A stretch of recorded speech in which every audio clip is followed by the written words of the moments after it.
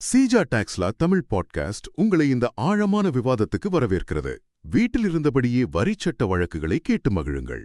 GST சட்ட அறிவை மேம்படுத்த சீஜா டாக்ஸ்லா தமிழ் பாட்காஸ்டை தவறாமல் கேளுங்கள். எங்களுடன் இணைந்திருக்க தொடர்பு கொள்ள வேண்டிய எண் 9964488687. உங்களுடைய பேங்க் அக்கவுண்ட எந்த ஒரு எஸ்எம்எஸும் இல்லாம திடீர்னு பிளாக் பண்ணிட்டா உங்களுக்கு எப்படி இருக்கும்? ரொம்ப ஷாக்கிங்கா இருக்கும், ஒரு முன்னறிவிப்பு கூட இல்லாம பண்றப்போ. எக்ஸாக்ட்லி. இதான் இப்ப கர்நாடக ஹைகோர்ட்ல விசாரணைக்கு வந்த ஒரு மிக முக்கியமான ஜிஎஸ்டி கேஸ்ல நடந்திருக்கு. ஒரு டாக்ஸ் பேரோட எலக்ட்ரானிக் கிரெடிட் லெட்ஜர்ல இருந்த அதாவது சுமார் 1.25 கோடி ரூபாய் கிரெடிட்ட டிபார்ட்மெண்ட் சடனா முடக்கிட்டாங்க. ஆமா, இதுக்கு அவங்க சொல்ற ரீசன் பாத்தீங்கன்னா, அந்த சப்ளையர் சரியா செயல்படல, சோ பொருட்கள் கைக்கு வராமலே கிரெடிட் எடுத்திருக்காங்கன்னு டிபார்ட்மெண்ட் தரப்புல சொல்றாங்க. ஓ, அப்போ அந்த சிஜிஎஸ்டி ரூல் 86A பயன்படுத்தி தான் அந்த ஆக்ஷன் எடுத்திருக்காங்களா? கரெக்ட், ரூல் 86A தான். இது கவர்மெண்டோட ஒரு எமர்ஜென்சி பிரேக் மாதிரி.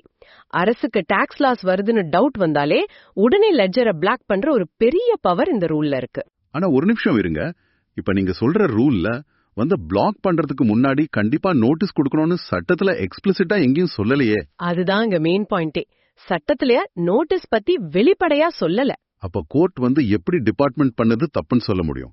ஏன்னா டாக்ஸ் ஆபீசர்ஸ்க்கு எப்ப வேணாலும் பிளாக் பண்ற பவர் இருக்குல்ல. பவர் இருக்கு, ஆனா அங்கதான் நேச்சுரல் ஜஸ்டிஸ், அதாவது இயற்கை நீதி உள்ள வருது. ஒருத்தரோட உரிமைய பறிக்கிறதுக்கு முன்னாடி அவர் தரப்பு நியாயத்தை கேட்கணும். இதுக்கு லீகல் டேர்ம்ல ஆடியோ ஆல்டரம் பேரண்டம்னு சொல்வாங்க. ரைட். அப்ப சட்டம் முன்னறிவிப்பு பத்தி மௌனமா இருந்தாலும் இந்த பேசிக் ரைட்ஸ் எப்பவுமே இருக்குன்னு கோர்ட் சொல்றதா? எக்ஸாக்ட்லி. கர்நாடகா ஹைகோர்ட் அதான் ரொம்ப ஸ்ட்ராங்கா சொல்லிருக்காங்க. 2024 அவங்களோட இன்னொரு முன்மாதிரி தீர்ப்பை கோட் பண்ணி நேச்சுரல் ஜஸ்டிஸ் அடிப்படையில கண்டிப்பா ஒரு ப்ரீ டிசிஷனல் ஹியரிங், அதாவது முடிவு எடுக்கிறதுக்கு முன்னாடி ஒரு விசாரணை கொடுத்தே ஆகணும்னு சொல்லிட்டாங்க. வாவ், வெறும் ரூல் புக்கை மட்டும் பார்க்காம அதுக்கு மேல இருக்கிற நியாயத்தை கோர்ட் பார்த்திருக்கு. ஆமா, இந்த கேஸ்ல டிபார்ட்மெண்ட் தரப்புல தாங்கள் நோட்டீஸ் கொடுத்தோன்னு கோர்ட்ல ப்ரூவ் பண்ணவே முடியல. சூப்பர்.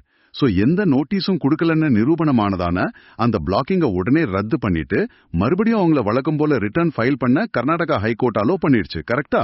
ஆமா, இது ஒரு மிக முக்கியமான வெற்றி. சோ இந்த மாதிரி டிஜிட்டல் சிஸ்டம் எந்த முன்னறிவிப்பும் இல்லாம தப்பு பண்ணா கோர்ட்டோட இந்த அப்ரோச் தான் நமக்கு ஒரே கவசம். டாக்ஸ் ப்ரொஃபஷனல்ஸ் எப்பவுமே ஞாபகம் வச்சுக்கோங்க, எலக்ட்ரானிக் கிரெடிட் லெட்ஜரை முடக்கிறதுக்கு முன்னாடி டிபார்ட்மெண்ட் கட்டாயமா ப்ரீ டெசிஷனல் ஹியரிங் கொடுத்திருக்கணும்.